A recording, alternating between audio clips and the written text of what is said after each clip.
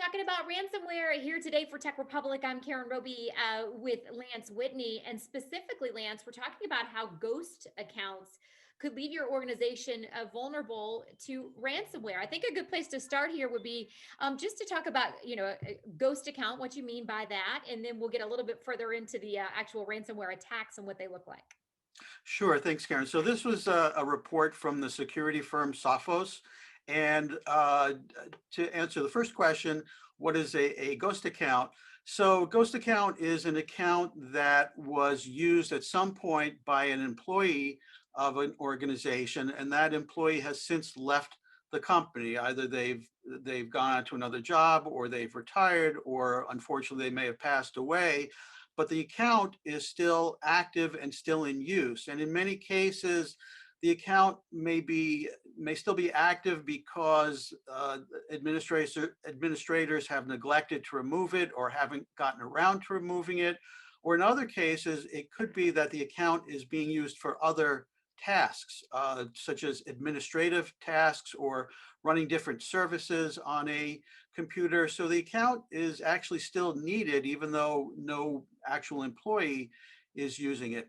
So what Sophos talked about in their report here was an actual attack against one of their customers. And it was a ransomware attack that affected more than 100 of their servers. And the way the attackers were able to pull off this ransomware heist is they compromised a ghost account. So there was an account that belonged to an employee who unfortunately had passed away, and it was a high-level administrative account. So it had a lot of privileges and a lot of rights to do things on the network. And once the attackers gained access to this account, they then were able to move laterally through the network, and they were able to find a domain administrator account that they were able to compromise. And that's kind of the key to the network. Once you gain access to a domain administrator account, that just opens the door to any kind of cyber attack or ransomware. And that's the way the attackers were able to pull off this specific incident. Yeah, and I mean they look for that vulnerable little way to get in, Lance. We see it all the time, unfortunately. And as it pertains to ghost accounts and then ransomware in general, what is it that folks need to keep in mind in order to keep themselves, their organization safe? Right, sure. So there were a few lessons learned from this experience, and there were a couple recommendations that Sophos offered as far as how to prevent and protect yourself from these kinds of attacks. So the first thing is, if there is an account that's no longer being used by an employee but is still necessary for certain administrative tasks, what you want to do is you want to change it into what they call a service account. So that simply means that the account still runs in the background on a specific computer, but it's not actively used by anybody.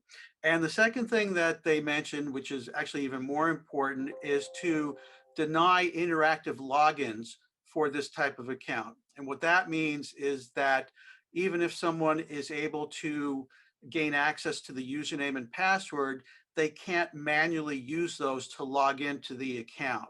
So denying interactive logins prevents the account from actually being used, except just running in the background as a service account. Another lesson learned here was to make sure you check out your Active Directory audit logs, especially to look for any kind of suspicious behavior when it comes to domain administrative accounts, because that's often a tip off that there's something malicious lurking about. And then another lesson learned here is that think twice before you set up an account with domain administrator access. As I said, that's really the key to the network. Those kinds of accounts have a lot of power, a lot of privileges, and you really want to think about, does this specific account need that kind of access or not? And then moving on, finally, some of the recommendations that Sophos offered here, kind of reflecting back a bit to what I just mentioned. You want to make sure that you're granting access privileges only for specific tasks or specific roles. So don't give an account more access or more privileges than it actually needs to do its job. A second thing here is you want to obviously disable accounts that are no longer needed for any reason. Uh, the third one here is if you do have an account that you need to keep active even after the employee has left the company, then you want to turn it into a service account, and you want to set it up to deny any kind of interactive login as a way to protect the account. Again, back to what I said before, you want to make sure you carry out regular audits of your Active Directory environment.